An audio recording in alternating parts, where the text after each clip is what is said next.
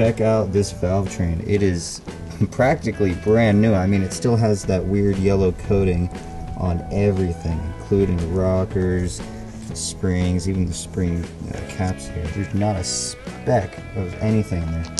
But on the other side, the springs and rockers, they got a little bit more dirty. One thing you want to make sure though is when you take apart your engine, no matter what you're doing, LS or any other motor, you always want to check for things like snail shells, because you know that's completely important to find a snail shell inside your engine, especially right there, because you know if there are snails crawling around in your LS, you want to make sure that they're crawling in the right spot. I mean, what the hell? That's literally a snail shell. Snails are slow, so you want to get rid of so this. Yeah. Get rid of that.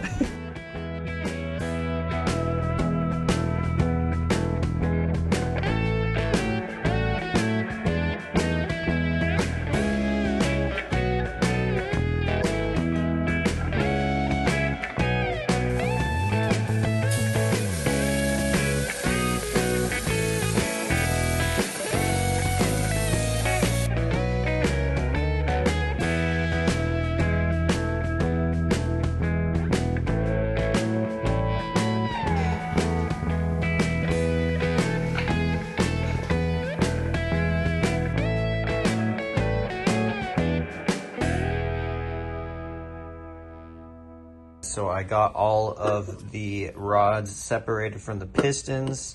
All that went well. There was one piston, however. This is the normal style piston. And then this one had a little mishap. Whoops. We were pressing down on the pin. Everything was going well, and then something went a little cattywampus, and then it shattered. It just exploded everywhere. Shrapnel shot everywhere across the shop.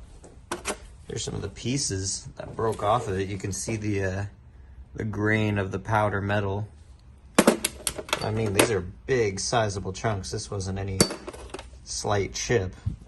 Here's the that's the machined part. Jeez. But yeah, this thing, I mean, just exploded. But other than that, these all went fine. Funny enough, the piston that exploded wasn't the cracked one. This is the cracked one. As you can see right there, this one went fine.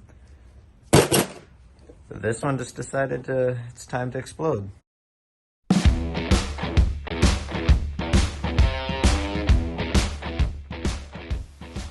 With a little bit of work, I got this out. This is the oil barbell or diverter. If this thing fails, it's a plastic part. If this plastic part fails, then you lose all your oil pressure. This separates these two vanes right here, and then these two are the inlet and outlet for the oil filter. So if this fails, you lose all oil pressure and it's not good. So I have a billet version of this piece.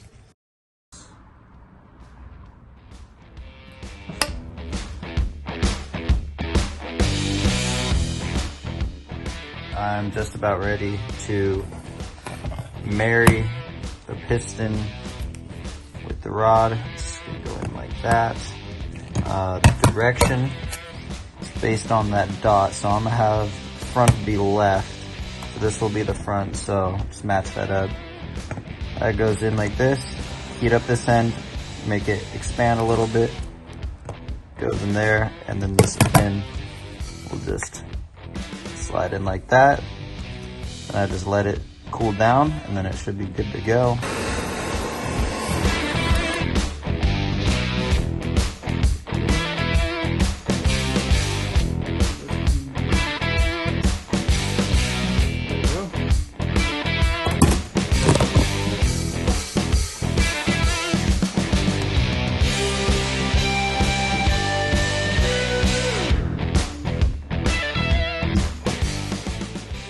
These are all 8 pistons in with the rings all good to go. Everything's tightened up and sealed. All I need to do now is tighten till yield the bolts on the bottom.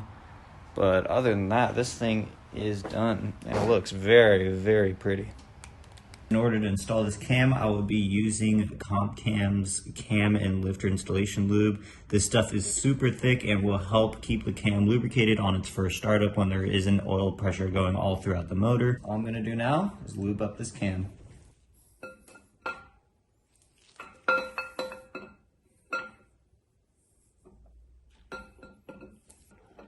different things at once. And that should slip right in like that. There you go. That is the cam installed. You can see it down in there, all lubed up. Should be able to see it over there too. Yeah, there you go. And if I look through here, there it is. Sweet, that is the camshaft installed. Now all I have to do is get the thrust plate on here, get the timing gear on here with the chain around, and make sure all of that is timed.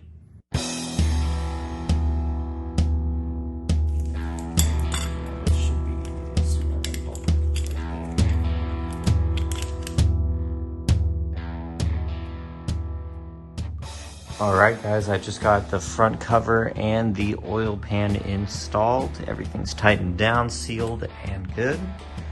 Went on pretty easily. It looks really pretty. Get the shot from this side.